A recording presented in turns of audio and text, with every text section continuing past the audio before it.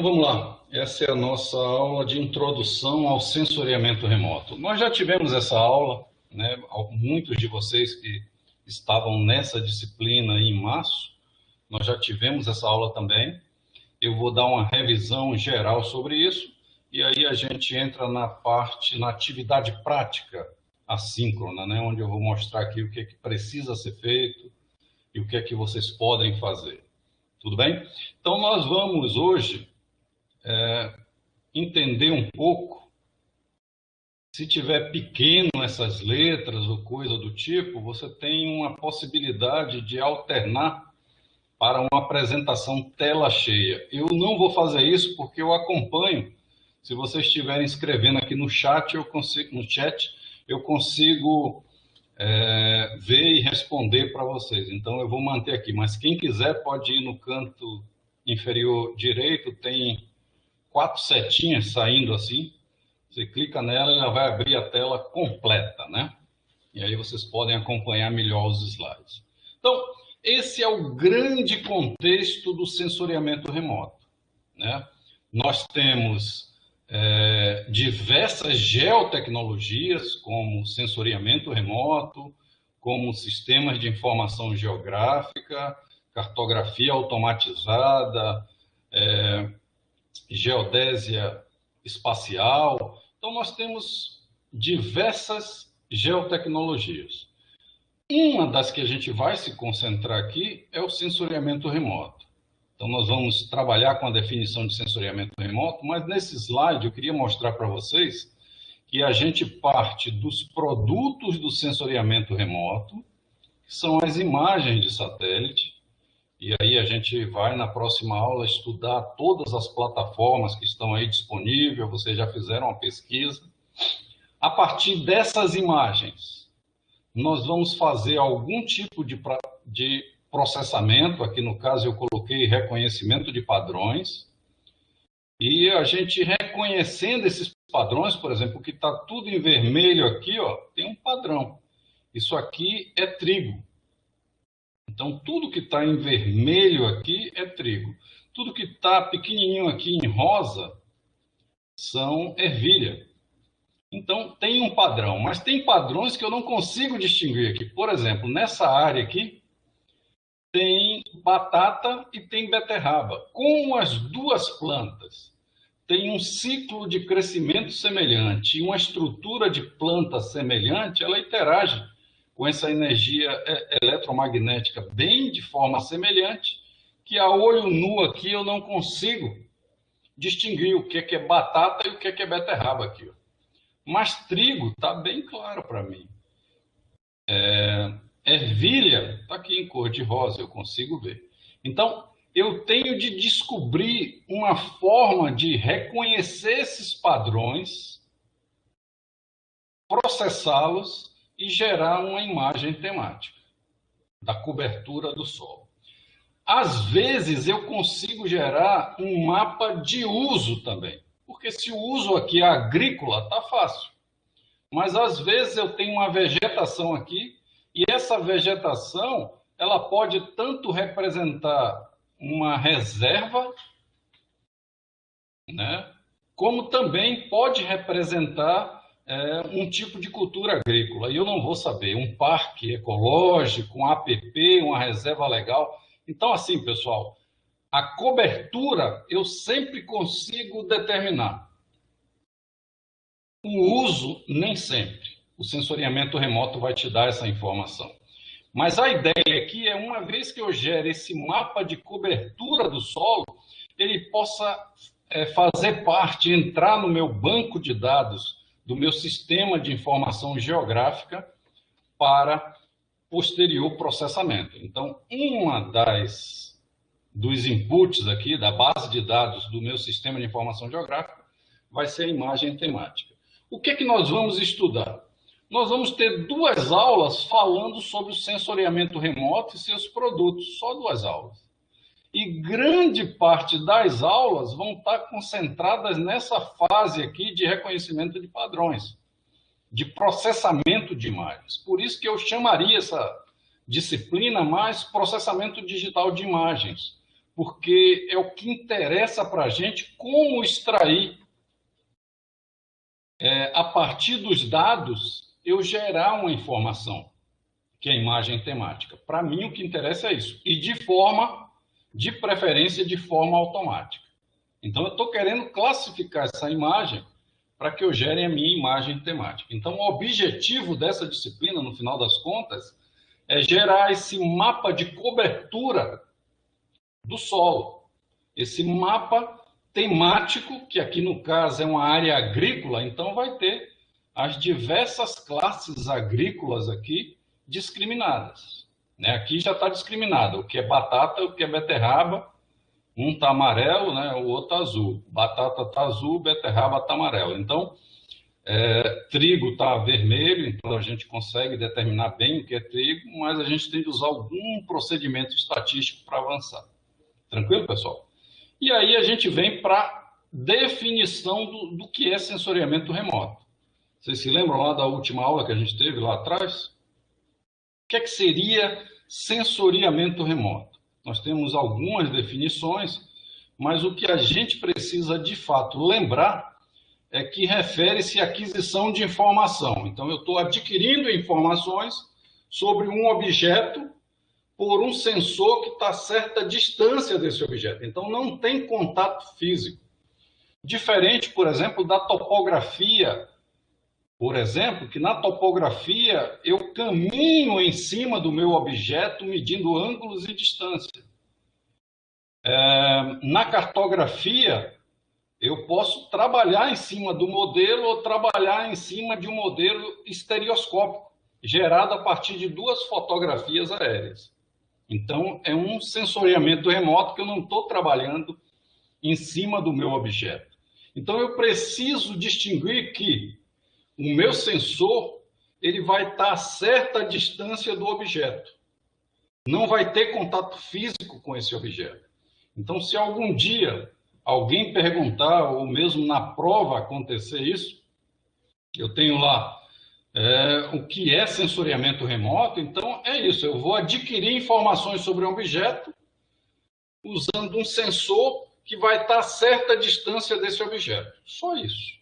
Tem de aparecer essas palavrinhas mágicas, adquirir informação, sensor distante do objeto. Então, o objeto vai estar lá na superfície da Terra, o meu sensor vai estar em algum lugar, ou no nível terrestre, próximo ao objeto, mas sem tocar no objeto.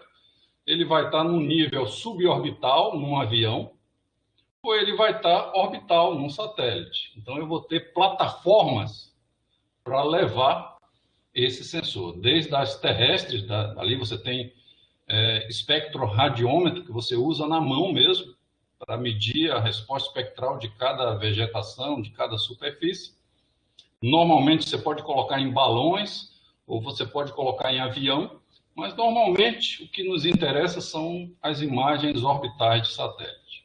Bom, uma dúvida que se tinha, quando as imagens ainda eram analógicas, era uma diferenciação, porque a fotogrametria está aí já há muitos anos. Eu tenho algumas imagens do pessoal usando uns pombos para tirar fotos aéreas. Tem balões, fotos de balões. Tem daqueles aviões antigos que o cara ficava em pé ali tirando a foto com a câmera gigante, assim. Então, isso foi aperfeiçoando, esses sensores. E uma dúvida que sempre ficava é qual é a diferença de uma fotografia aérea para uma imagem de satélite, obtida por satélite. Eu diria para vocês que na década de 60, no finalzinho da década de 60, não existia diferença. Porque os satélites que foram lançados pela União Soviética, eles tiravam fotografias da superfície da Terra. Mas qual era a dificuldade? Tinha de pegar o filme lá em cima, no satélite. Então, não era uma situação viável. Então, o que é que era registrado? Uma sensibilização química do papel fotográfico. Então, era um processo químico, onde gerava o negativo e do negativo você gerava o positivo. Mas isso não era uma forma prática de obter dados do sensoriamento remoto. Aí o pessoal expandiu, né, a ideia da possibilidade de ter sensores que detectavam essa interação da energia eletromagnética com os objetos. E aí ela é registrada de forma digital e transferida diretamente para a Terra de forma digital. Então, essa imagem de satélite que a gente tem, que vai utilizar nesse semestre, ela é a quantidade de energia enviada ou refletida pelos objetos na superfície da Terra. E a gente vai entender que, devido às propriedades físicas e composição química desses objetos, eles vão refletir, eles vão absorver, eles vão emitir energia de forma diferenciada, porque senão não existia sensoriamento remoto. Vocês estão entendendo? Então, assim, essa energia eletromagnética, ela interage com o meu objeto e, como tem propriedades físicas diferentes, como tem uma composição química diferente nesses objetos, essa interação da energia eletromagnética vai ser diferenciada para cada objeto. E se é diferenciada, a gente viu ali uma imagem onde ficava vermelho o que era trigo e as cores diferenciadas para as outras classes, aí eu consigo separar minhas classes no meu espaço geográfico. Então, basicamente, uma fotografia é uma sensibilização química do papel fotográfico. E a minha imagem, a imagem que a gente vai usar aqui, as imagens de satélite, ela é a quantidade de energia refletida ou emitida. Se você der um zoom, zoom, zoom e chegar no pixel, você vai ver que é um quadrado com uma tonalidade de cinza, onde representa a quantidade de energia refletida, de 0 a determinado número N, que a gente vai ver daqui a pouco.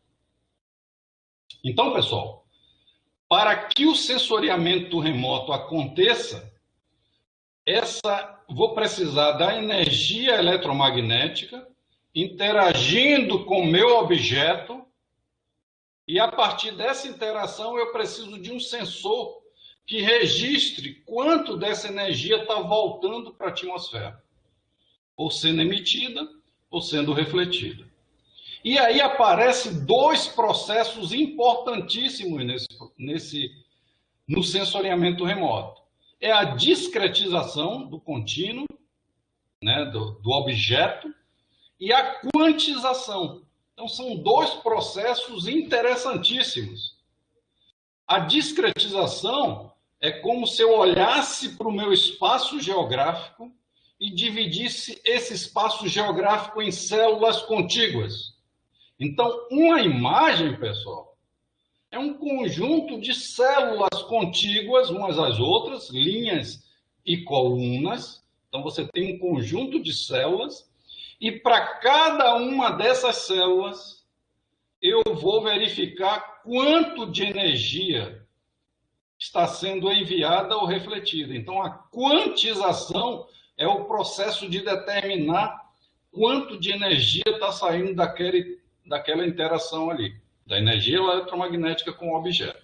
Entendeu? Então, eu tenho dois processos. É como se eu tivesse um scanner gigante, e esse scanner vai fazendo uma varredura da superfície da Terra, dividindo esse espaço geográfico em células pequenas, contíguas, formando linhas e colunas. E aí, a partir dessas células, eu vou para cada célula observar qual o comprimento, qual a quantidade de energia refletida ou emitida. E vou dar um número. E esse número é a quantidade maior ou menor de energia refletida. Estão entendendo? Essas células, elas são chamadas de pixel, que vem do picture element. Então, é o elemento da cena. O menor elemento que você vai conseguir ver numa imagem de satélite é o que nós estamos chamando aqui de pixel. E ele vai estabelecer como vai ser discretizada a minha superfície geográfica. Então, eu tenho minha superfície geográfica e eu vou discretizar em células. Tranquilo? E a partir daí, pessoal, eu vou poder trabalhar com essas imagens. Por que eu vou poder trabalhar com essas imagens? Porque essas imagens nada mais são do que uma matriz. Uma matriz onde vou ter um número de linha e número de linhas e número de colunas que vão cobrir todo o meu espaço geográfico. Eu tenho um espaço de 1 por 1 quilômetro que eu quero imaginar. Eu quero imaginar um espaço de 100 por 100 quilômetros. Beleza, então eu tenho uma área de abrangência que eu quero cobrir com minha imagem. E quando o meu sensor fizer a varredura, fizer o escaneamento, vamos pensar assim, ele vai dividir esse espaço geográfico de 100 por 100 quilômetros em células. E cada construtor do satélite vai definir qual o tamanho dessa célula. Tem satélites que têm pixels de 1 por 1 quilômetro. Tem satélites que têm pixels de 40 centímetros.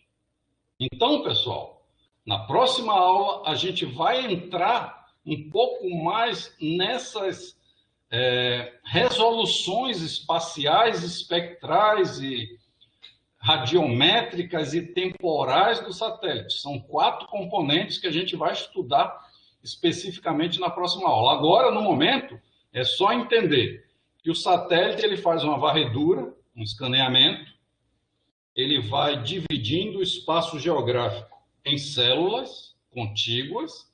Cada célula é quantificado essa energia que está sendo refletida ou emitida. Alguma dúvida até aí, pessoal? Vou fazer a enquete aqui para ver se vocês estão acordados. Alguém está com dúvida? Sim ou não? Responda aí para mim. Até aqui, alguém com dúvida? Todo mundo acordado? Beleza. Gabriela ainda não respondeu. A Elisa também não. A Rayane. Homero. Responde aí, Homero. Beleza, olha só. Então, grande parte está atento aí. 22 responderam que não. 1 respondeu que sim. Quem respondeu que sim foi o Márcio. Vamos lá, Márcio. Abre o microfone aí e pergunta para a gente. Não, eu respondi, na verdade, equivocadamente sim, mas para mim está tudo ok. Obrigado.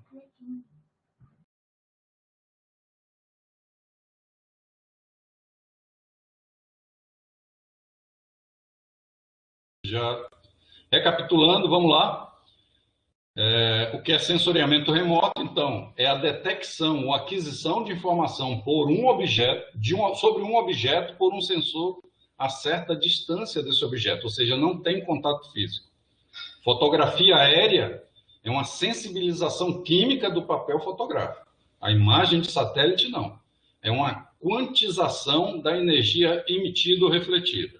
E os dois processos importantes dentro do sensoriamento remoto é a discretização, que é a divisão do espaço geográfico em células, que a gente vai chamar de pixel, e a quantização, que é para cada célula dessa nós colocarmos um valor. Então, avançando um pouco mais, nós vamos entender agora de perto o que acontece no sensoriamento remoto. Então, essa energia que sai do Sol a uma velocidade de aproximadamente 300 mil quilômetros por segundo, ela vem em diferentes comprimentos de onda, é uma energia eletromagnética, um campo perpendicular elétrico e outro campo magnético girando a essa velocidade da luz, passando pelo espaço, pelo vácuo e passa pela parte dessa energia, atravessa a atmosfera e intercepta a minha planta. Então, esse slide está mostrando isso. O que é que acontece aqui? Uma interação. Então, essa energia I que intercepta a folha desse objeto, dessa planta, ela, devido às propriedades físicas e composição química desse objeto, dessa planta, ela vai absorver a energia inicialmente. Então, se ela absorve, ela esquenta. Então, ali está absorvendo energia. Parte, então, dessa energia que chega na planta, ela é absorvida. Parte é transmitida para as camadas profundas. Se você olhar a folha por baixo, você vai ver que está passando uma claridadezinha. Pouca energia passa, mas passa um pouco de energia que é transmitida. Mas a energia que bate e retorna na superfície da folha, essa é a energia refletida. Bom, e a própria planta, por ela ter uma temperatura acima de 0 grau absoluto, menos 273 graus centígrados, então todos os objetos, eles emitem energia também. Então vai ter um pouquinho da energia emitida pela planta para a atmosfera, juntamente com a energia refletida da energia eletromagnética que chegou do Sol. Então, qual é o processo? A energia chega, intercepta o objeto, parte dessa energia é absorvida pelo objeto, o objeto esquenta, parte é transmitida para as camadas mais profundas e parte é refletida. Essa parte refletida, juntamente com um pouquinho de emissão que tem da planta, ela vai para a atmosfera e o meu sensor, que está lá na minha plataforma orbital, ele registra essa quantidade de energia. Então, esse é o processo de quantização.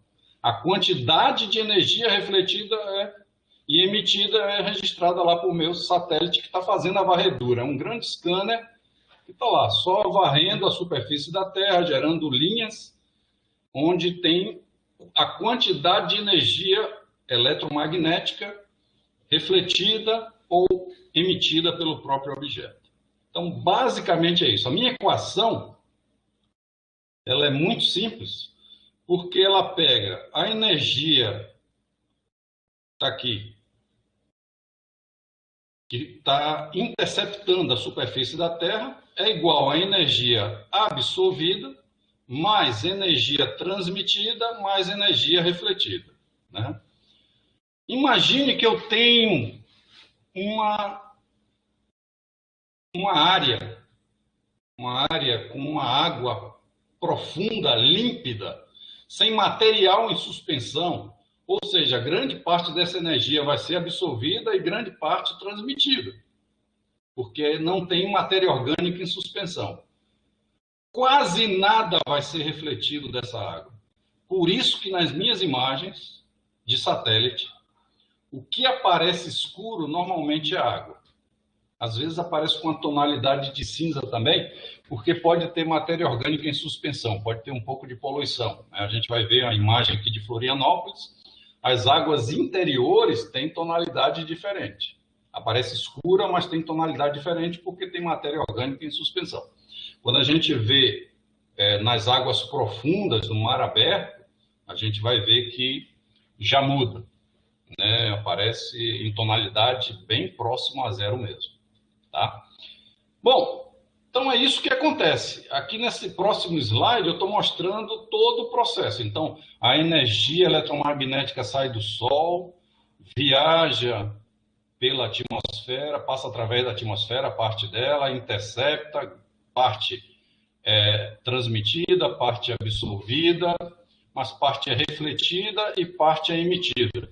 E essas duas é registrada tanto por sensores terrestres, a gente vai ver na próxima aula, como plataformas suborbitais, como, né, esses aviões, que a gente pode ter sensores neles. Mas o que mais vai nos interessar são as plataformas orbitais, né? A gente tem diversos programas que vocês pesquisaram essa semana, e a partir daí a gente vai ter a parte de processamento de imagem, que chama-se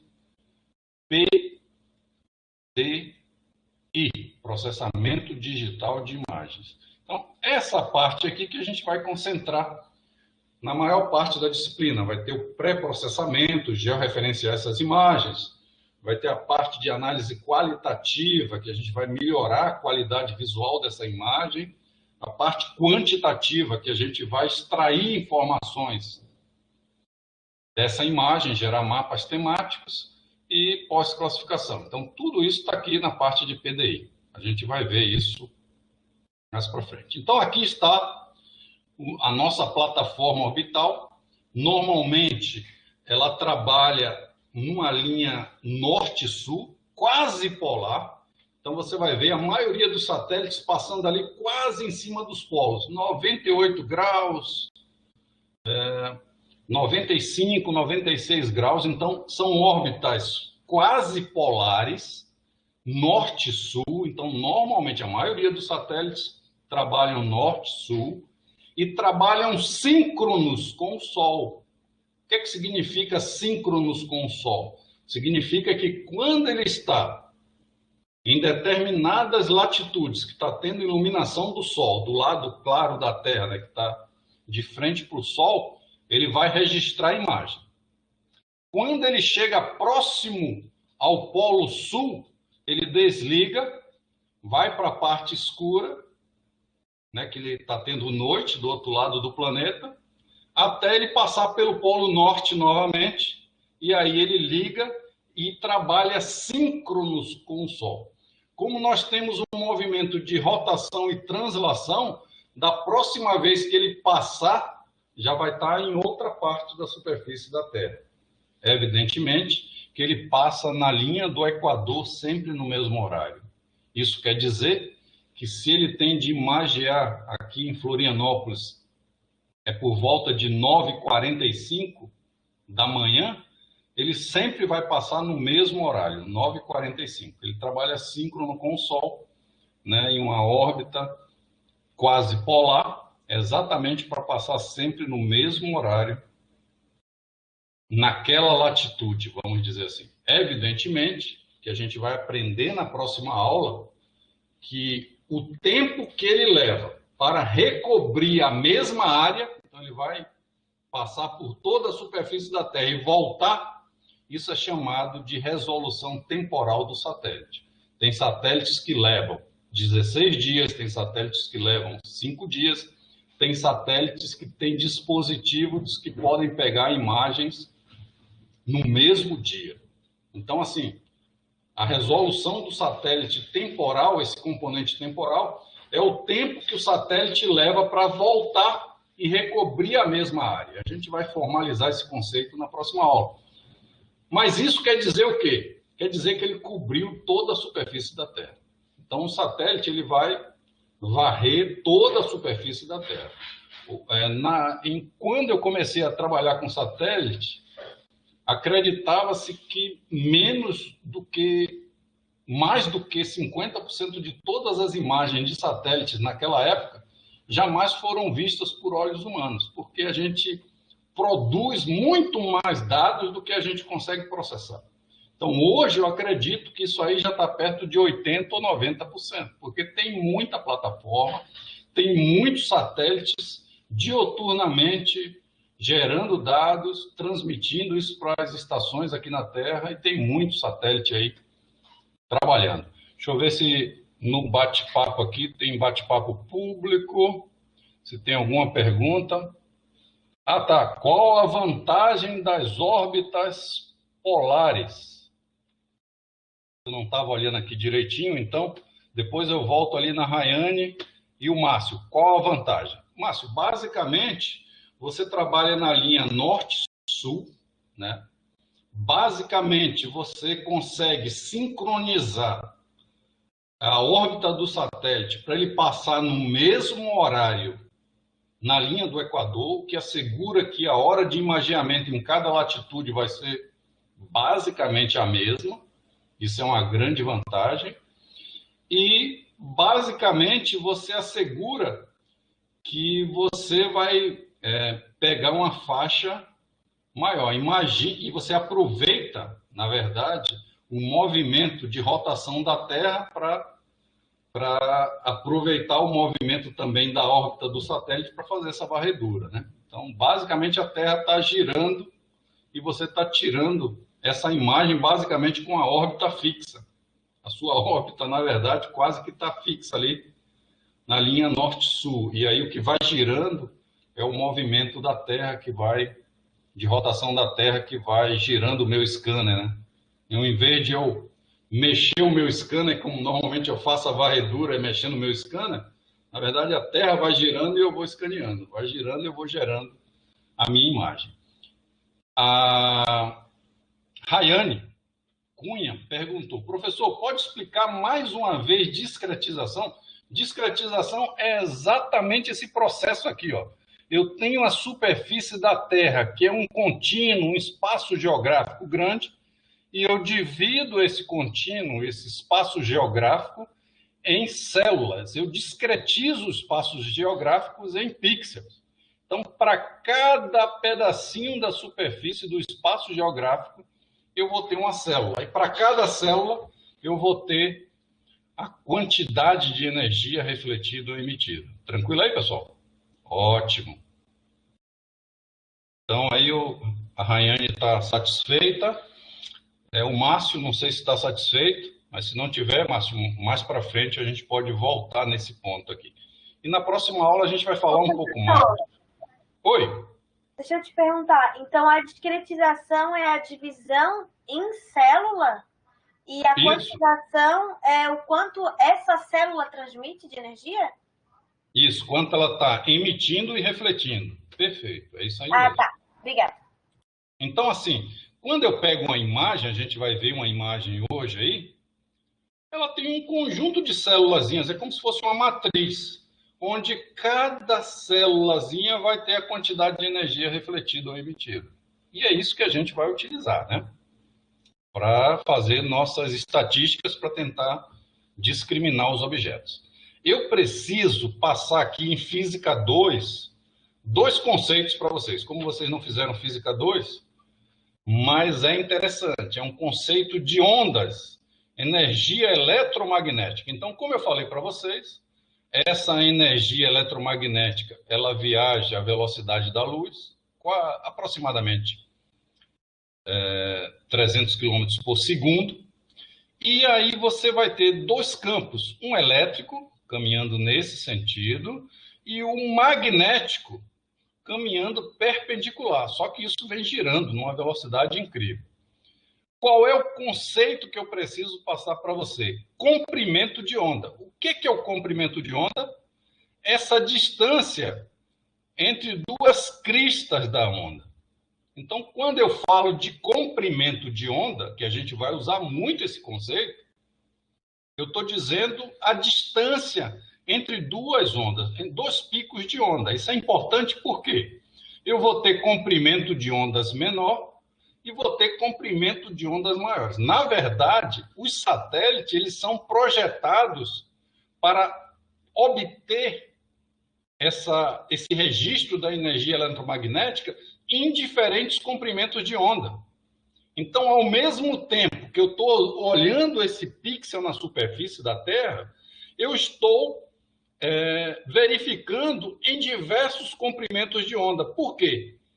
A resposta espectral desse objeto vai variar para diferentes comprimentos de onda. É essa a conclusão que a gente vai ter de chegar no final dessa aula. Por quê? Porque o comprimento de onda ele tem a ver com a quantidade de energia emitida, tem a ver com a quantidade de energia refletida. Então, nesse conceito aqui, eu só quero que vocês saibam o seguinte, que quando eu falar de comprimento de onda, é exatamente essa distância entre dois picos de onda. Esse é o conceito que vocês precisam levar com vocês. E outra coisa, se eu fixar, por exemplo, esse ponto aqui, e eu ficar contando quantos picos estão passando aqui nesse ponto por segundo, isso chama-se frequência. Então, eu posso dizer que o comprimento de onda é o inverso da minha frequência. O comprimento de onda é o inverso da frequência. Ou seja, Olha só. Se eu tenho comprimentos de ondas maiores, ou seja, o comprimento de onda é maior, mais espaçado, né, Homero? Você que está aí fazendo os sinais, mais espaçado é, então significa que a frequência é menor. Então, o que vai passar aqui na unidade de tempo é bem menor. Então, menor frequência. Se é maior o comprimento de onda, menor a frequência. E o contrário também. Menor a frequência, ou seja, está passando muitos picos aqui, é porque o comprimento de onda é menor. Menor comprimento de onda... Opa! Desculpa, professor. Ah, tá. Menor comprimento de onda, maior energia. Então, se tem maior frequência, maior energia. Então, isso é interessante, né? Maior frequência significa menor comprimento de onda, maior energia. Então, a gente vai ver agora o espectro eletromagnético para a gente ver como é que essa energia está distribuída. Eu falei isso para vocês. Olha só. Esse lado de cá tem comprimentos de ondas maiores. Esse lado de cá tem comprimento de ondas menores. Se tem comprimento de ondas menores, maior a frequência, maior a quantidade de energia. Isso quer dizer que esses comprimentos de ondas aqui menores são mais nocivos à nossa saúde. Então, raios gama, raio-x, ultravioleta, se não tivesse a camada atmosférica aí, todos nós teríamos problema, porque essa energia vem toda na energia eletromagnética. Esses comprimentos de ondas vêm todos ao mesmo tempo na energia eletromagnética que está vindo lá do Sol. Só que a atmosfera filtra parte dessa energia. E o que chega para a gente é mais ou menos a partir daqui, ó, de 0,4. É muito difícil usar esse negócio aqui, mas é 0,4 micrômetros. Então, 0,4 micrômetros é a partir de onde a gente consegue ter a percepção dessa energia eletromagnética. E a gente só consegue enxergar de 0,4 a 0,7 micrômetros. O que é um micrômetro? Micrômetro é um milionésimo pedaço do milímetro. Então, é 10 elevado a menos 6. Tá? É 10 elevado a menos 6. Então, isso do metro. Então, é a milionésima parte do metro, vamos pensar assim. Ou a milésima parte do milímetro. 10 elevado a menos 6. Então, é um comprimento de onda bem pequeno. E a gente só consegue perceber de 0,4 a 0,7 micrômetros. Beleza, pessoal? Vamos para frente. Então, aqui é a parte interessante, né? Olha só, eu tenho minha atmosfera e ela vai bloquear. Então, essa parte aqui, ó, da atmosfera está bloqueando a energia eletromagnética. Assim como abaixo de 0,4 aqui, ó, também está sendo bloqueado. Tem umas partezinhas aqui no meio que vai estar sendo bloqueado. Ou seja, pessoal, se eu tiver de construir o meu satélite, o meu sensor, eu tenho de escolher bandas, ou seja, tenho de escolher comprimentos de onda que estejam nesses intervalos que eu consigo registrar a energia eletromagnética. Aqui eu consigo, mas onde tem cinza aqui, ó, é um bloqueio da atmosfera. Então, se eu construir o meu sensor aqui, por exemplo, não vai aparecer imagem. Eu não vou conseguir ver nada. Então, eu tenho de escolher comprimentos de onda que não haja bloqueio. E nessas regiões, como é que eu chamo elas? São as regiões das janelas atmosféricas. Por que janelas atmosféricas? Porque deixa passar o comprimento de onda na boa e eu consigo registrar de volta também no satélite, porque tem de passar e tem de voltar nesse comprimento de onda. Então, vem num comprimento de onda, é filtrado, passa uma parte, depois volta, e esse que volta eu tenho de registrar no meu satélite. Então, as janelas atmosféricas são para isso. E aqui eu tenho um gráfico muito interessante. Eu tenho aqui um objeto perfeito, que é o Sol, que fica a uma temperatura ali de 6.000 graus Kelvin. Isso aí é estimado, né? Ninguém não sabe, ninguém não foi lá para medir. Mas é por volta de 6.000 graus Kelvin. Mas o que é interessante é que o pico, a máxima quantidade de energia emitida ou refletida, está exatamente onde o ser humano consegue perceber, que é de 0,4 a 0,7 micrômetro. Nesse comprimento de onda aqui, é onde tem o pico. Porque se tivesse isso aqui deslocado um pouquinho para cá ou um pouquinho para cá, fora no nosso campo de visão, possivelmente a gente não conseguiria enxergar muito bem as feições aqui na superfície da Terra. Então, está estrategicamente em um ponto onde eu consigo observar, né, tenho esse pico aqui, consigo ter todas as cores, todas as combinações de interação da energia eletromagnética com esses objetos. Agora, olha você a Terra aqui, ó. A Terra aqui, ó, que emite energia também, tá? Esse verdinho aqui, vou até tirar aqui os dois gráficos que eu fiz, esses gráficozinhos, só para mostrar para vocês, ó. Aqui é a quantidade de energia. Então, a quantidade de energia que o Sol emite é a área embaixo dessa curva, é a integral embaixo dessa curva aqui. E aqui embaixo nós temos a Terra, né? A Terra, ela está emitindo energia, mas é bem pouca a quantidade de energia emitida. Então, quando o satélite registra a energia emitida, é esse pouquinho de energia que está sendo emitida aqui, em comparação com o Sol, que emite muito e reflete muito. Tá? Basicamente é isso que eu queria mostrar aqui.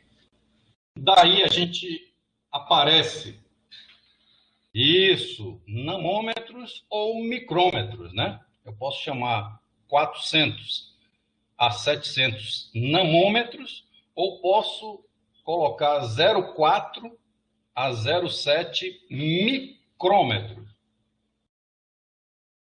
Quanto maior o comprimento máximo, olha só. Ah, tá. Tem várias perguntas aqui, vamos a algumas delas. Primeiro, o comprimento de onda está relacionado com o tom de cinza? Então, tem relação porque a resposta espectral ela vai variar de acordo com o comprimento de onda também.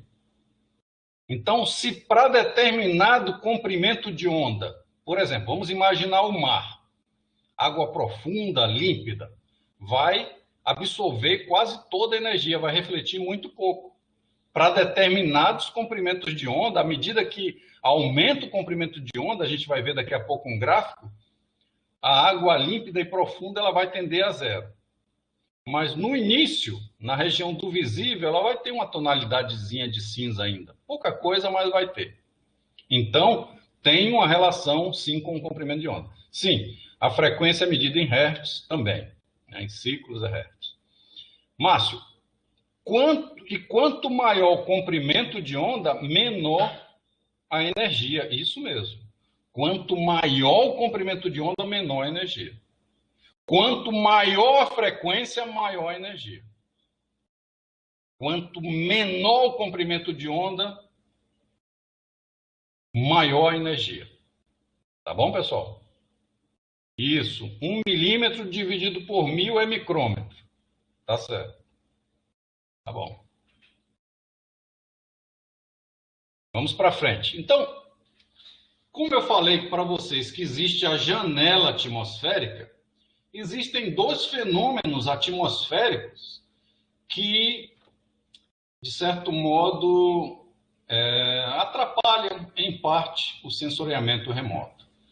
O espalhamento atmosférico, que é a difusão da radiação eletromagnética por partículas na atmosfera, né? Imagine, você tem um comprimento de onda vindo, tem algumas partículas em suspensão, ele bate, reflete ou é espalhado, né? Tem esse processo de espalhamento da energia eletromagnética e parte da energia é bloqueada mesmo, não consegue passar por essas partículas. A absorção, a atmosfera, devido lá aos seus constituintes, né? Vapor d'água, dióxido de carbono, ozônio, essas partículas lá, esses constituintes, vapor d'água, eles absorvem parte dessa energia eletromagnética também, o que é importante para a nossa sobrevivência aqui na superfície da Terra. Então, basicamente, pessoal, essa energia ela é bloqueada, em parte, ou pelo espalhamento, ou pela absorção atmosférica dos componentes, os constituintes lá da atmosfera, que pode ser vapor d'água, dióxido de carbono, ozônio e etc. Então, assim, nós estamos interessados na energia que passa através. Então, a gente vai estar interessado em quê? Nas janelas atmosféricas. Então, se as regiões têm muita nuvem, grande parte da energia magnética vai ser bloqueado, não vai ter sensoriamento remoto passivo. A gente vai entender esse conceito na próxima aula. Não vai haver sensoriamento remoto passivo, porque a gente depende da energia do Sol. Se essa energia está sendo bloqueada por nuvem na atmosfera, a gente não vai ter sensoriamento remoto. A gente vai ter de partir para uma solução de um sensor ativo, que tem sua própria energia, emite essa energia e registra, independente da atmosfera, no caso radar, né? Mas a gente, no momento, só vai pensar assim, tem esses efeitos atmosféricos, um de espalhamento, e ele explica, inclusive, por que o céu é azul, ou às vezes no final da tarde fica avermelhado, porque ele vai filtrando os comprimentos de onda, né? Então, imagine que você está no topo ali, meio-dia, e está vendo esse espalhamento, o comprimento de onda azul é o que está sendo filtrado ali, até o comprimento de onda azul. Então, você olha para cima e vai ver o céu azul. Mas no final da tarde, você vai ter uma camada maior de atmosfera que vai filtrar mais essa energia eletromagnética, que vai chegar até seus olhos, e essa camada maior no horizonte está lá bem inclinado, vai ter uma camada maior de atmosfera, vai filtrar ali até próximo ao vermelho. Então você vê as nuvens meio avermelhadas, é porque a energia eletromagnética está atravessando uma camada maior de atmosfera do que se tivesse na vertical do ponto. Por quê? Se tivesse na vertical aqui, a camada de atmosfera que tem de atravessar é menor. À medida que eu vou me afastando em direção ao horizonte, essa camada vai aumentando um pouco. Ela vai diminuindo, porque eu estou bem próximo aqui ao Sol, e onde eu estou, meu ponto de vista, mas à medida que eu vou me afastando, a quantidade que essa energia eletromagnética tem de atravessar da atmosfera é maior, possivelmente vai filtrar até próximo ali ao vermelho. Eu posso mostrar depois um gráficozinho aqui para tentar melhorar essa ilustração. Então, a mesma coisa. Então, aqui são os nossos sensores. Ó. A gente vai trabalhar ali um pouquinho próximo a 0,4, até no máximo ali 10, 11 micrômetros. Né? Então, os sensores multiespectrais vão trabalhar nesses comprimentos de onda. E aqui existem os sensores termais. Quais são esses sensores termais?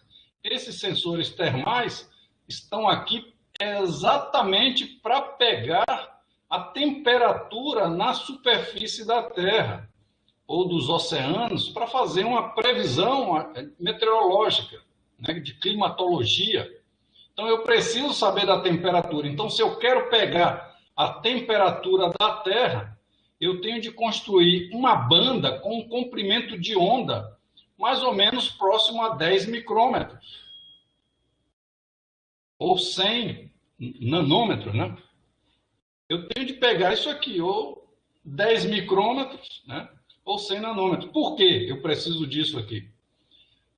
porque eu preciso saber a temperatura na superfície da Terra para fins de previsão de tempo, por exemplo. Então, às vezes, a gente pega um satélite e ele tem diversas bandas espectrais, diversos comprimentos de onda. Então, aquele pixel que foi tomado em determinada posição tem diversos comprimentos de onda. E a gente vai ver isso no Sentinel daqui a pouco, naquele sensor Sentinel-2. Por quê? Ele pega diversos comprimentos de onda. E aí a gente só vai utilizar algumas bandas que são interessantes para as nossas aplicações. Não preciso usar todas. Mas essas bandas têm de estar em locais que não tenha bloqueio dessa atmosfera. Se tiver bloqueio da atmosfera, eu não consigo ter o sensoriamento remoto. E aqueles dois fenômenos, espalhamento e absorção, vai impedir, de certo modo, o funcionamento do meu sensor. Tá? Vamos para frente. Então aqui, pessoal, é um exemplo ilustrativo, ó, da varredura que o satélite ou que o sensor vai fazer na superfície da Terra. Ele vai varrer uma linha completa, mas para cada linha, pelo processo de discretização, ele vai dizer quanto de energia aqui, ó, quanto está sendo emitido. Então, ele vai refletir bastante pouco. Ó. Começa no azul aqui, ele vai refletindo muito, depois vai diminuindo até zerar, se for água. Então, esse pixel aqui de água, ele vai ter essa característica. Quando ele chega na areia da praia, nas dunas, ele tem uma reflexão muito grande, um padrão diferente. Quando ele chega nos prédios, né, na área urbana, ele vai ter também um padrão diferente. Quando ele chega na vegetação, que normalmente a gente está interessado, ele tem um padrão assim, depois ele cresce e vai diminuindo à medida que aumenta o comprimento de onda. E as árvores também, ó, ela vai aqui, tanto a pastagem, né, o grass, quanto também as árvores também. Elas têm um padrão bem semelhante, né? E é através desse padrão aqui, desses desenhos, que eu vou procurar. Onde tem esse padrão na minha imagem aqui, ó, que o comprimento de onda vai descendo para a banda azul, verde, vermelho e infravermelho. Se tiver esse padrão, eu já sei que é água. Se tiver esse padrão aqui, ó, é duna. Se tiver esse padrão aqui, a área urbana. Se tiver esses padrões aqui, bem semelhantes, isso aqui é vegetação. E assim eu vou gerando os meus mapas temáticos a partir dessas curvas espectrais. Sim? Então, isso aqui, pessoal, é como se fosse a assinatura espectral do objeto. A sua digital, a digital do objeto, quando eu verifico, ó, se for água, vai ter essa característica aqui, ó, de começar baixinho aqui no azul, verde, vermelho, e quando chegar no infravermelho vai estar em 0. Então, vai estar escuro ali na imagem. Então, essa é a assinatura, é a digital de água. Quando tiver areia da praia, dunas, como a gente vai ver, vai ter um padrão um pouco diferente. Vegetação quase sempre tem essa característica aqui, ó. Você veja que a grama, ela reflete muito, por isso que é mais alta. Mas as árvores normalmente têm um pouco de azul, é absorvido no azul e absorvido no vermelho. E reflete o quê? Verde. Por isso que a gente consegue ver as plantas verdes, porque reflete mais no verde aqui. Depois que sai para o infravermelho, sobe e vai lá em cima. Olha. Então, se eu quiser discriminar a vegetação das outras classes, é só eu ter uma banda aqui no infravermelho. Com uma banda no infravermelho, outra banda no vermelho, eu consigo fazer esse índice aqui que a Ana Cláudia mencionou. Esse índice, na verdade, é essa variação da tonalidade de cinza no comprimento de onda do infravermelho em relação ao vermelho. Então, eu vou ter ali um índice que pode ser normalizado, né, pela diferença dos dois valores. Mas eu sei, quando é vegetação, essa diferença aqui é grande. Quando é água, não tem diferença, vai até ser negativo. Quando é solo exposto, vai ser próximo a zero, porque não tem muita diferenciação, geralmente. Ou é negativo ou é próximo a zero. Então, é bem interessante que se eu quiser separar a vegetação de todas as outras classes, é só eu calcular um índice de vegetação aqui, tipo NDVI, que a gente vai ver nessa disciplina. NDVI, o índice de vegetação normalizado, né? Beleza. Vamos para frente, que a gente já está chegando no final da aula. E olha só, pessoal, o que é que eu quero mostrar para vocês aqui, ó? Aqui é a assinatura espectral dos diversos objetos. Olha a vegetação. Vegetação está aqui, ó. Começa baixo no azul, sobe. Vou botar outra cor aqui para ajudar. Vamos colocar amarelo. Também já tem amarelo ali, né?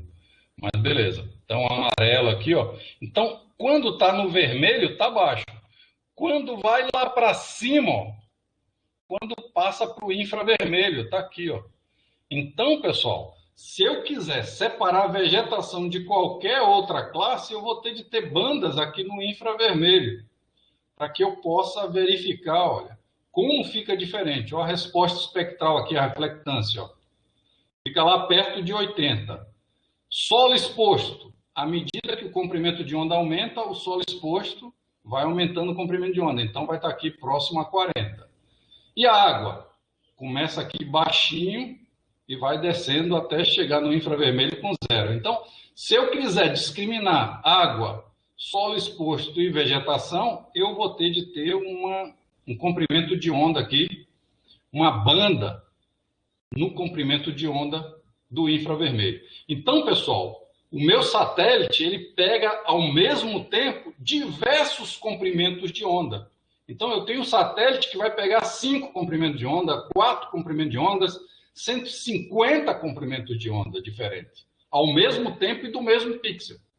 Então, o pixel está ali, ele vai pegar os comprimentos de onda e a gente pode gerar. Claro que essas curvas aqui, elas todas foram geradas em laboratório. Eu peguei meu espectroradiômetro, fui lá no campo e peguei uma árvore e medi como é que foi.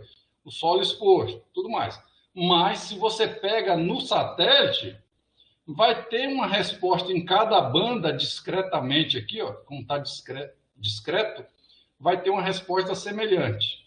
Uma resposta indicando aquela curvatura ali.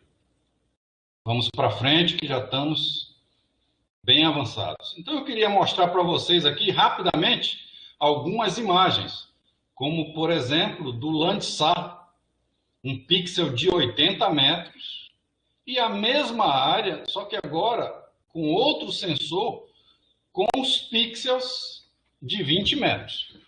O que acontece aqui? Ó? Eu estou vendo que aqui é uma barragem, tem um barramento ali em algum lugar, é a mesma área, com barramento. E o interessante, o que a água absorve quase que completamente e transmite toda a energia que está chegando lá do Sol.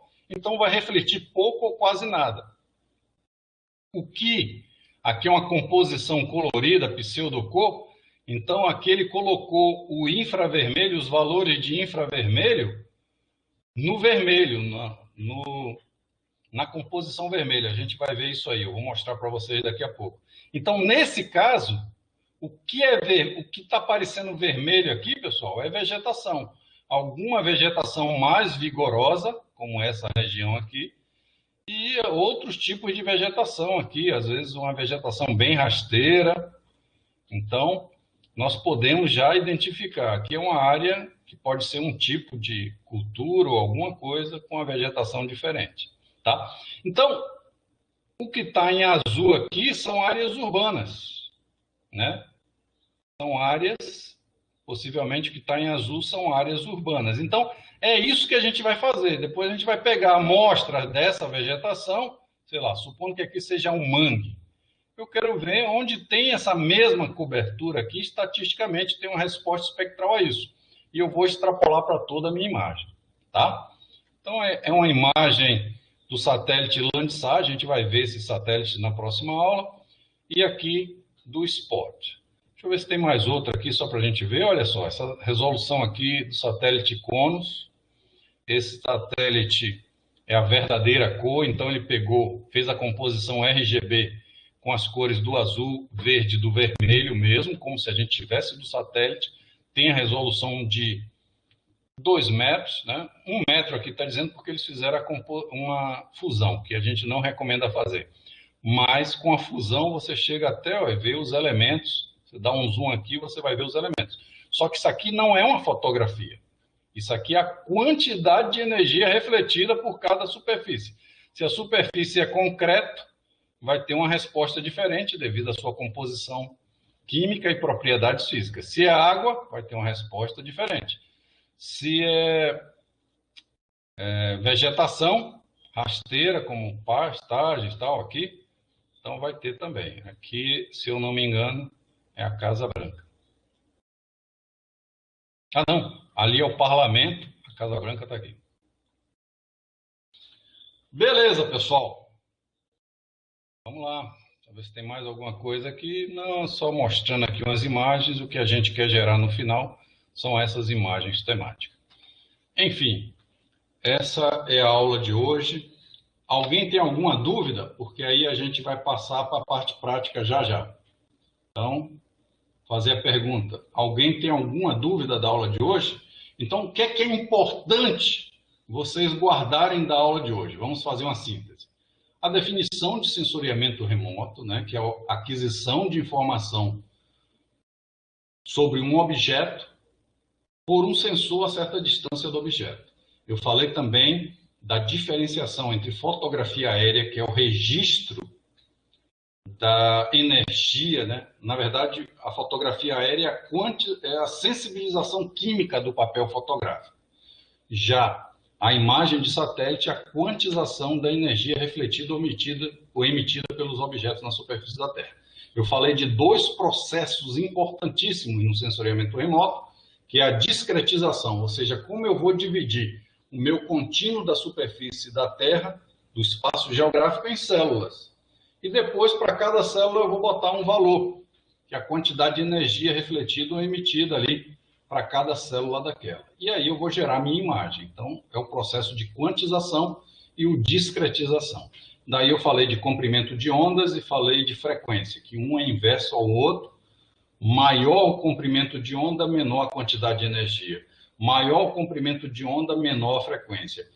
Maior a frequência, maior a quantidade de energia. Então, essas relações eu falei rapidamente. Expliquei que a gente tem de buscar janelas atmosféricas, onde não há bloqueio da atmosfera, para a gente construir os nossos sensores e pegar comprimento de ondas que não vão ser bloqueados. Depois de janela atmosférica, eu falei sobre aqueles 2 efeitos atmosféricos, que é a absorção, ou seja, os constituintes em suspensão na atmosfera absorvem essa energia eletromagnética bloqueando. Ou difusão, que é aquele espalhamento, né? O espalhamento, que é a difusão da energia eletromagnética na atmosfera.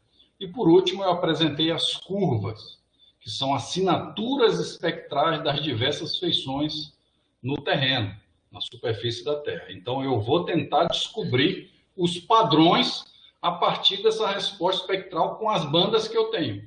Eu não vou ter aquela curvinha toda delineada como a gente apresentou ali. A gente vai ter parte dessa curva. E a gente vai pegar esse padrão e vai tentar classificar. Vou fazer a pergunta aqui. Dúvidas, pessoal? Se tiver dúvida, responda sim. Se não tiver, responda não.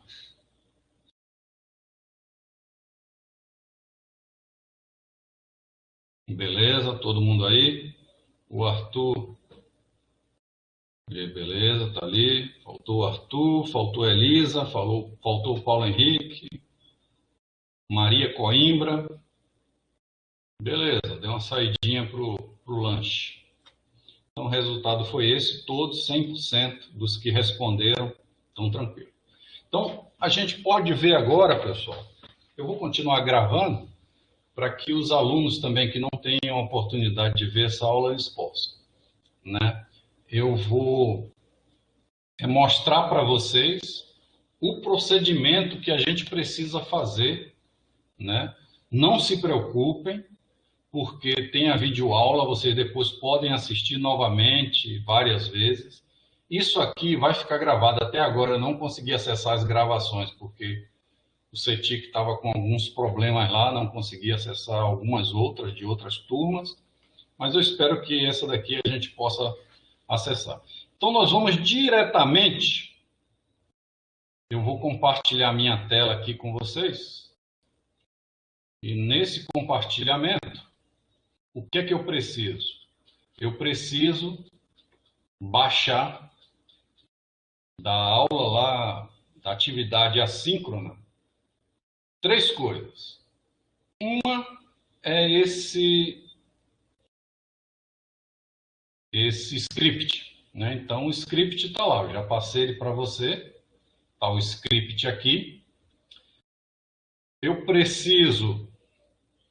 Opa, vamos voltar lá. Eu preciso desse material aqui para fazer o relatório, deixa eu só mostrar ele para vocês rapidamente. O que é que eu estou pedindo dessa aula?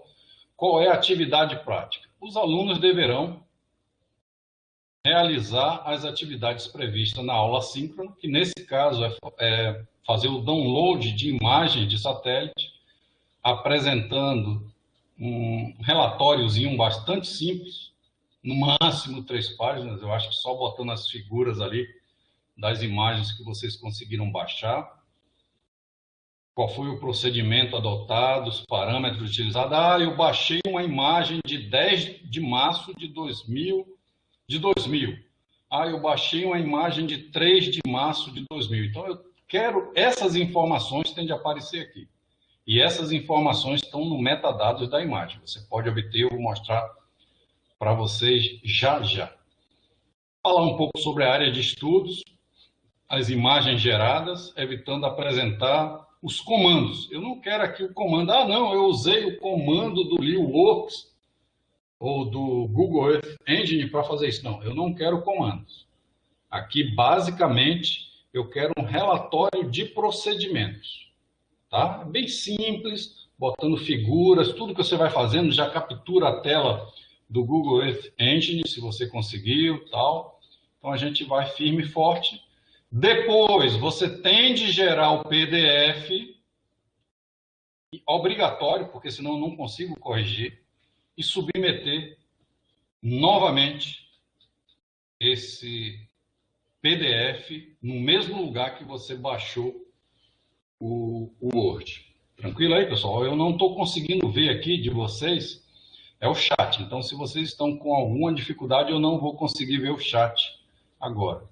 Só se eu interromper aqui, eu posso ir lá olhar o chat. É melhor vocês abrirem aí o...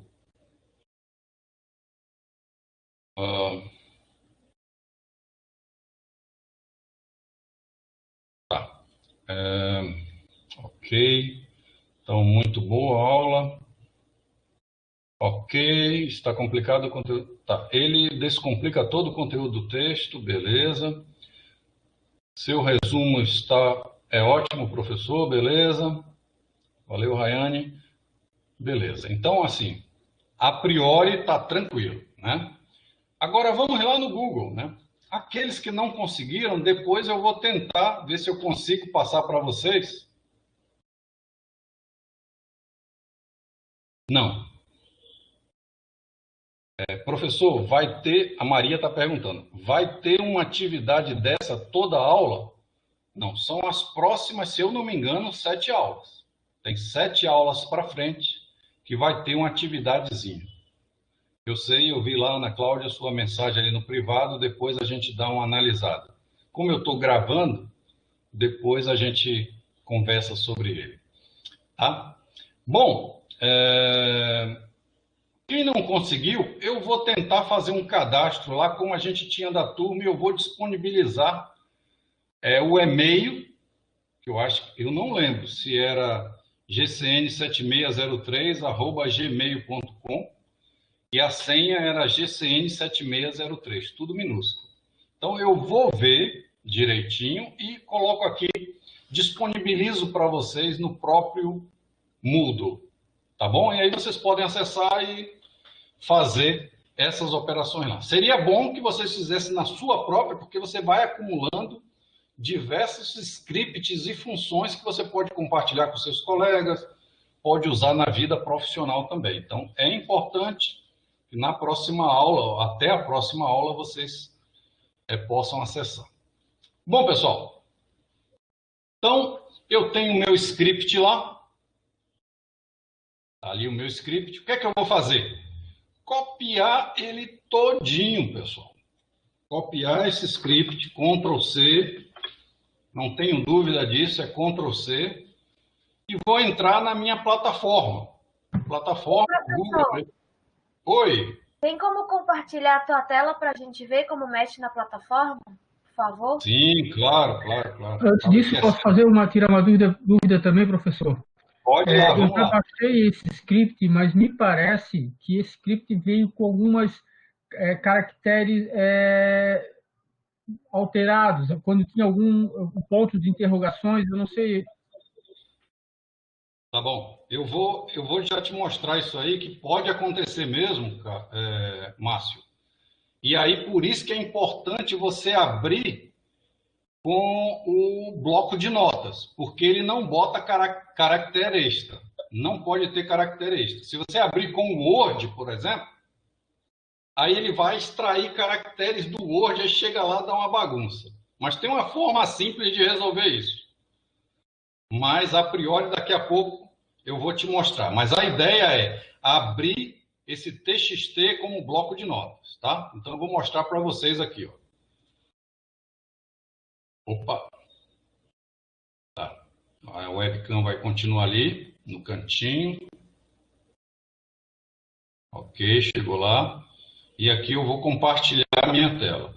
Então, vamos lá, pessoal. Eu cheguei lá no meu abrir, no bloco de notas, aquele TXT. Vou copiar, estão conseguindo ver aí? Alguém diz ok para mim aí, no microfone. Sim, professor, dá para ver. Perfeito. Eu dou um Ctrl C, está aqui o Ctrl C. Vou para a minha plataforma. Agora sim, vou para a minha plataforma. Está lá. Na plataforma, pessoal, como eu já estou registrado ali, eu venho aqui para Code Editor, o editor de código. Eu só preciso usar esse código editor. Nesse ambiente, eu vou passar rapidamente, porque quando a gente for fazer o projeto, eu vou entrar mais em detalhes, mas basicamente você tem um mapa do Google aqui, você pode deslocar para qualquer parte do planeta. Você tem a parte de scripts, onde vão aparecer algumas funções, né, que você pode trabalhar, e os seus scripts, tá? Então, aqui, ó, nesse ambiente, eu criei um subdiretório GCN 7603. Poderia ser qualquer nome. Eu botei aqui, GCN 7603. E o que é que eu faço? Eu venho aqui, New, e eu quero um novo arquivo. Aí ele pergunta, qual é o nome desse arquivo? Eu vou chamar Sentinel 2. Posso botar qualquer nome também. Eu vou baixar a imagem Sentinel, só para me lembrar. Dou um OK. Ele já vai criar ali, ó. Já tem um Sentinel que eu preparei essa aula, mas tem um Sentinel 2. E o Sentinel 2 está com 0. Se eu abrir no bloco de notas, não vem com caractere nenhum. Eu simplesmente faço assim, ó, Ctrl V. Ele já reconhece e já coloca as cores direitinho aqui, ó. Se é comentário, vai aparecer em verde. Então, tem 2 tracinhos antes, ele não vai interpretar isso aqui. São só informações.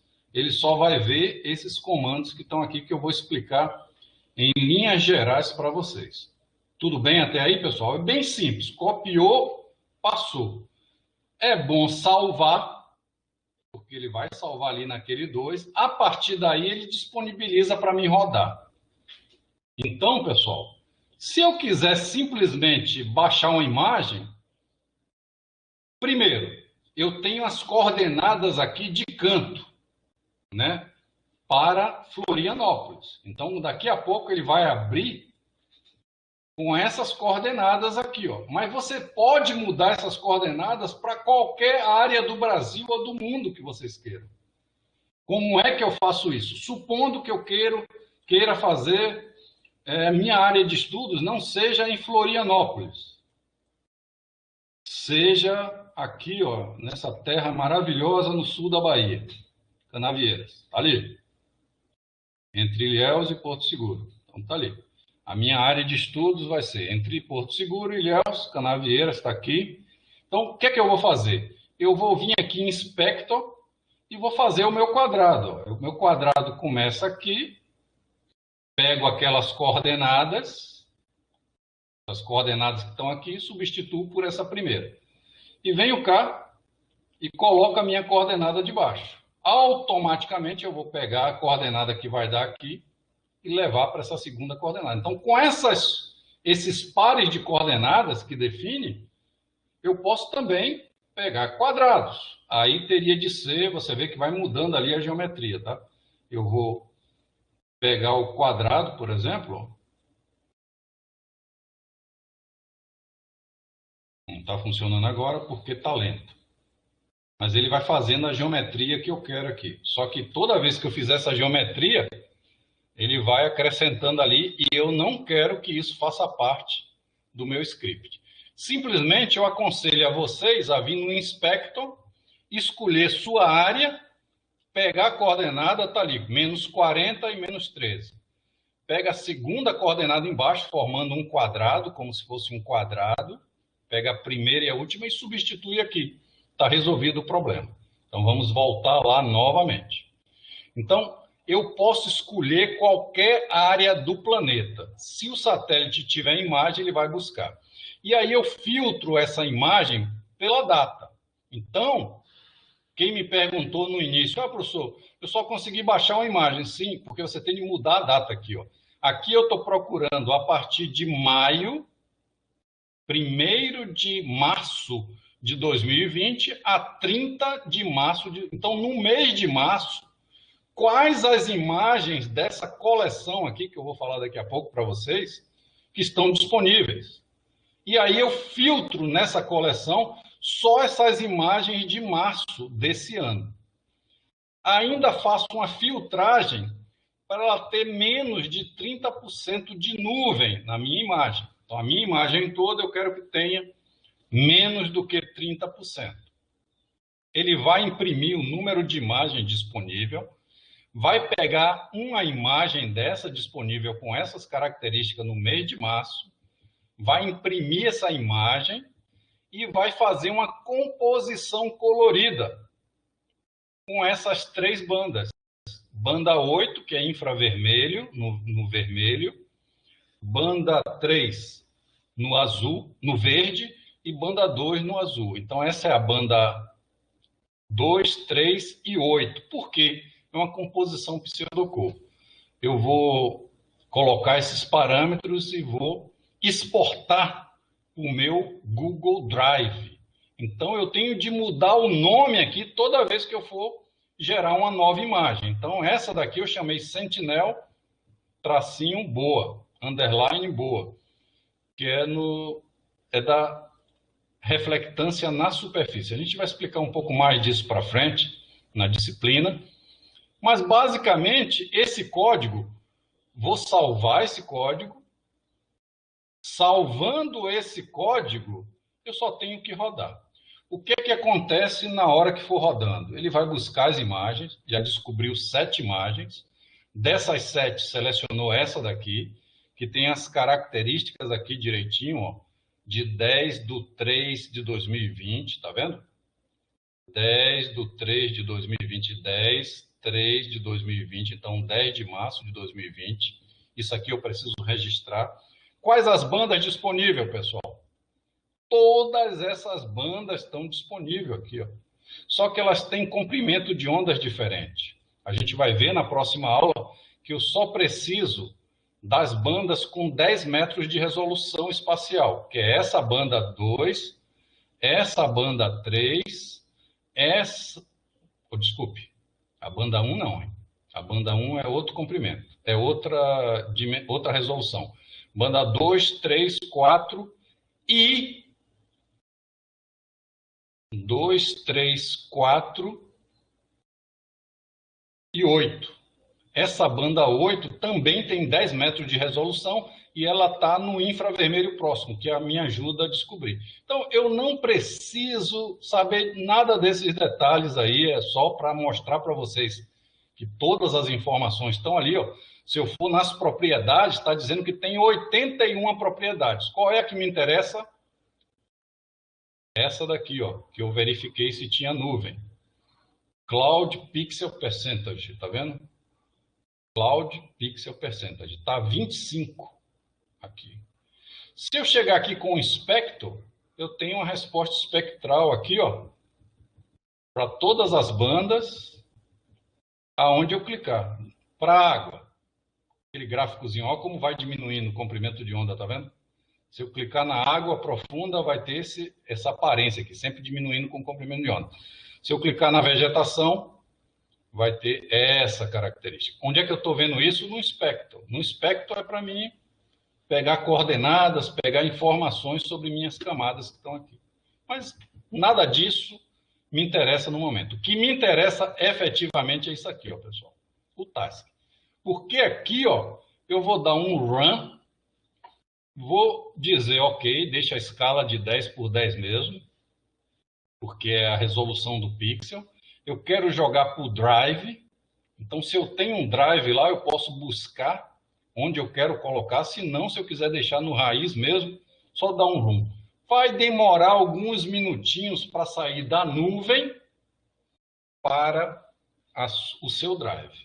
A partir daí, você tem a imagem. O que é que eu sugiro para vocês? Duas coisas. Selecionarem uma área diferente, se vocês quiserem. Selecionar uma área diferente. Ou seja, coordenadas, eu quero fazer de Joinville. Eu venho aqui no mapa, onde é que está Joinville? Aqui em cima, está ali Joinville. Eu quero cobrir, supondo que aqui seja a área urbana de Joinville.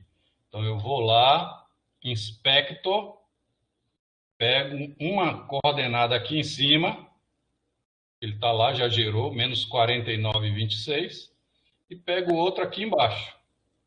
Então, pego das duas coordenadas, substituo essa aqui. E para qualquer cidade, eu quero Rio Negrinho, eu quero fazer uma análise em Rio Negrinho. Vou pegar uma coordenada em cima, outra do lado de cá. Então, é o do retângulo envolvente. O meu retângulo envolvente, vou voltar lá, o meu retângulo envolvente é aquele ali, ó, onde está a minha imagem. Tá vendo?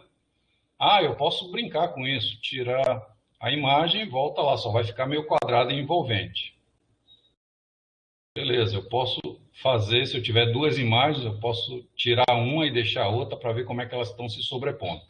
Essas imagens já estão corrigidas geometricamente e geometricamente, já tem as coordenadas, está em UTM, WGS84, e radiométrica, porque isso aqui é a reflectância na superfície. Então, ele já fez as correções atmosféricas.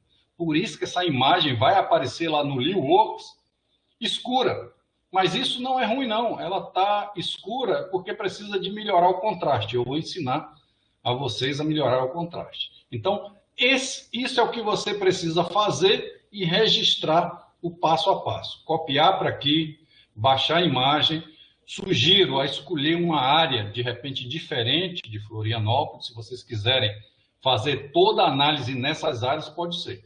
E aí eu sugiro para vocês mudarem a data. Vocês baixaram a primeira imagem, depois vamos pegar uma imagem em maio. Já pegamos uma imagem em março. Vamos ver se tem uma imagem em maio. Então, maio é 5. Então, só mudar aqui, ó, 5. E só salvar. Vamos ver se tem alguma imagem boa de maio. Opa, achou 9 imagens. Beleza, só que tem um pouco de nuvem essa imagem aí, tá vendo? Não, vamos ampliar um pouco mais. Maio e eu vou até junho. Vai aparecer muito mais imagens. Aí eu vou lá, rodo.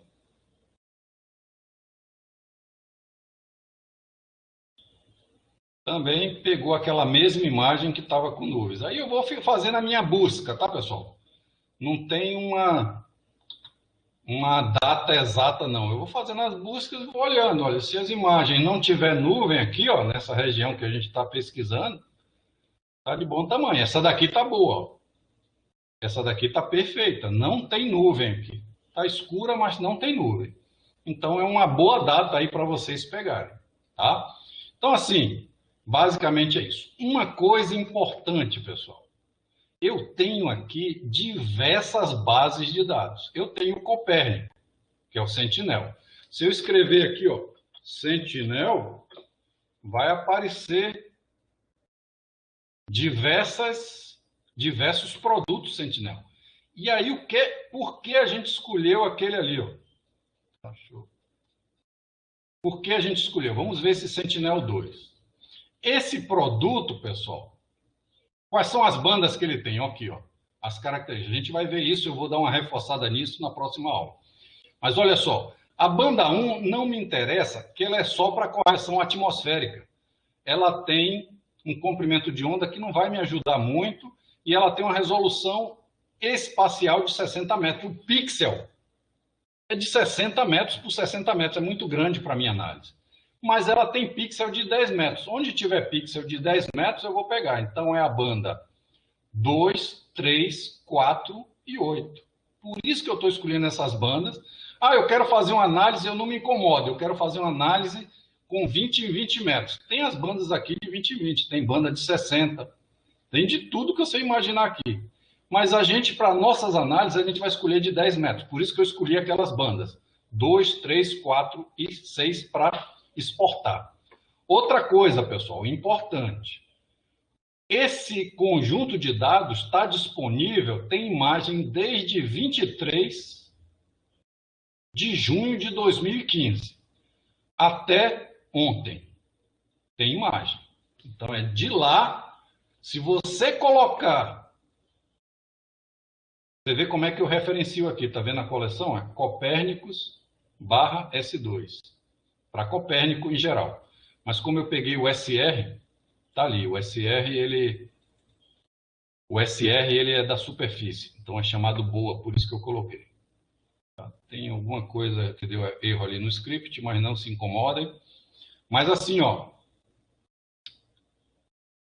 Eu não posso colocar aqui, por exemplo, uma data depois do dia 9/9, porque não vai encontrar imagem depois do dia 9/9. Então, é de junho de 2015 até dia 9/9. Amanhã, possivelmente, já vai ter imagem de hoje disponível. Então, assim, eu tenho de sempre olhar qual é o intervalo. Se eu copiar aqui, ó, Copérnico SR, e jogar ali, ao invés de Sentinel, ele vai me dar a coleção. A coleção está lá. Multispectral, nível 2A ou 2C. Eu vou escolher o nível, sendo que esse nível aqui tem desde 28 de maio de 2017, tem as imagens, então esse aqui que é o que eu estou utilizando. E vai até 9, até ontem, tem imagem. Então, assim, é esse tipo aqui. Pessoal, se você tiver alguma dúvida aí, pode questionar que a gente responde, tá? Mas tem que ser com o microfone. Se alguém vê um coleguinha aí fazendo, porque eu estou com a tela compartilhada, eu não estou vendo lá o chat. Então, se alguém tiver no chat lá, você lê para mim aí, por favor, qual é a dúvida, qual é a pergunta. A partir daqui, pessoal, é tranquilo.